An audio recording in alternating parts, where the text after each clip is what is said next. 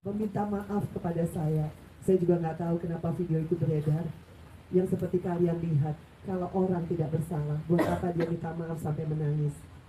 Itu satu. Kedua, pada saat saya bikin BAP di Polda, Jawa Timur, Pak Suwancono sebagai kanit memfasilitasi kami berdua karena Ferry minta lagi minta maaf sama saya. Saya tanya, apa minta maafnya? Atas perbuatan apa dia minta maaf? Kemudian dia tiba-tiba bersujud. Ada 10 orang di dalam ruangan itu kalau nggak salah.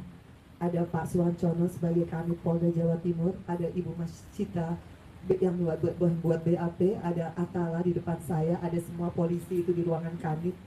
Dia bersimpuh, kemudian dia bilang, jadi bukan saya sendiri yang mendengarkan, boleh ditanya orang yang masih hidup semua.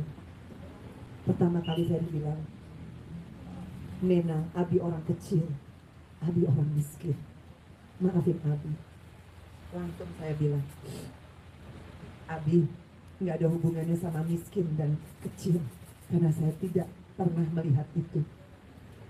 Abi akui, Abi sering meeting saya, sampai saya sakit tulang rusuknya. Ngaku nggak Abi? Saya nggak bisa ngerekam karena di Polda tidak boleh ada handphone. Ngaku nggak Abi? Kalau Abi nggak ngaku kita nggak usah ngomong. Kemudian dia mengaku, iya, Abi akui. Saya tanya sama Pak Yanuar, dengar Pak Yanuar, semua dengar? Iya. Kedua, Abi akui, Abi sering bekap saya sampai saya nggak bisa napas, sampai saya harus begini, kayak orang smackdown. Tolong, saya udah hilang napas. Baru dia lepas, Abi akui itu. Dia diam, iya saya akui. Pak Suwancono ngaku yang kedua. Yang ketiga, Abi akui, kalau Abi tanggal 8 Januari, pas kita berantem, Abi angkat, Abi dorong saya, Abi tindih badan saya sehingga saya nggak bisa bergerak, kaki saya. Abi pegang tangan saya, itu semua di BAP sudah saya reka ulang sama Polwan di sana. Kemudian Abi tekan kepala saya, Abi kunci dengan jidat Abi squeeze dari kalau hitungan 1, 2, 3, 4, 5 segitu sakit, bukan benturan hit sekali, bukan. Sampai saya lihat atap dari yang putih warnanya tembok sampai hitam karena sakit, sampai saya bilang, Abi ini kayaknya tulang hidung saya geser atau patah, Abi tolong. Baru dia lepas. Setelah dia lepas saya berdiri, pertama yang saya rasakan hangat dan kemudian darah begitu mengocor keluar seperti air bah. Saya juga, itu bukan mimisan sama sekali. Makanya sampai ke lantai, sampai ke handuk, sampai ke kaos yang saya pakai manset, sampai ke spray. Alhamdulillah saya sudah diambil DNA darah saya. Setelah selesai saya diopname 4 hari di Mitra Keluarga Surabaya. Disamakan DNA saya. Jadi yang di lantai darah saya, yang di kaos, yang di handuk, yang di semua itu darah saya. Allah Maha Baik. Sampai di titik ini saya dimudahkan semua. Allah Maha Baik. Sampai di titik ini saya belajar. Daripada saya terpuruk, saya bilang sama Bang Hotman, Bang, saya maknai ketentuan Allah ini. Saya nggak mau bilang musibah.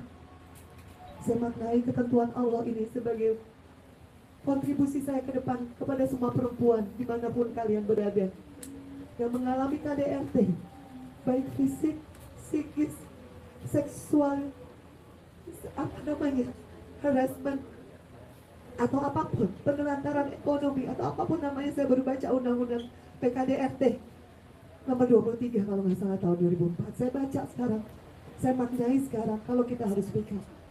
Dari speak up kita jalani proses hukumnya. Saya tidak pernah menyalahkan keluarga Ferry kalau mereka salah paham terhadap apa yang saya alami, karena mereka tidak ada di TKP. Tapi yang saya pahami, Allah tidak pernah tidur. Kenapa saya selamat? Karena Allah mau saya mengungkapkan ini. Karena Allah mau saya harus berjuang demi keadilan saya. Karena pada saat saya lari-lari itu 30 menit, hanya Allah yang ada di samping saya. Seperti itu Bang Hotman. Berkali-kali saya cerita ini, tidak akan pernah berbeda urutannya. Karena itu yang saya alami. Jadi semua tergantung Ferry Irawan. Kalau dia suami yang masih punya hati nurani, dia suami yang khilaf, dia akan minta maaf dari awal. Dan keluarganya pun akan mengerti dari awal. Tapi kalau sudah sampai di titik ini, saya diklaim victim, buat saya nggak masalah. Karena saya tahu, Polda, polisi adalah orang-orang yang sangat capable dan profesional untuk menentukan seseorang menjadi tersangka, kemudian ditahan. Kalau syarat objektifnya tidak terpenuhi, tidak mungkin. Jadi bismillahirrahmanirrahim. Sekali lagi buat keluarga saya, mohon doanya mama, terus sama Mena, papa, Reza, Rena, semua tante saya, Bang Hotman. Saya nggak bisa balas.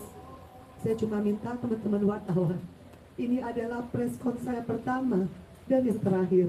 Karena saya tidak pernah mau suuzon terhadap siapapun, apalagi Ibunda Ferry yang saya hormati, adik-adiknya. Saya tidak pernah ada masalah pribadi sama sekali. Saya menyayangi mereka lebih dari ada apapun, sama seperti saya menyayangi keluarga saya. Begitupun kepada Ferry Irawan, imam yang selama ini saya banggakan, yang saya hormati. Tapi pada saat 8 Januari 2 kali dia berbohong, baik itu kepada Satpam Hotel Grand Surya, kemudian kepada polisi, bagi saya fix. Dia bukan orang yang punya hati nurani, bukan suami yang bertanggung jawab. Tidak ada pilihan lain kecuali saya maju memproses secara hukum, biar nanti pengadilan yang akan menentukan hukumannya. Itu aja teman-teman wartawan.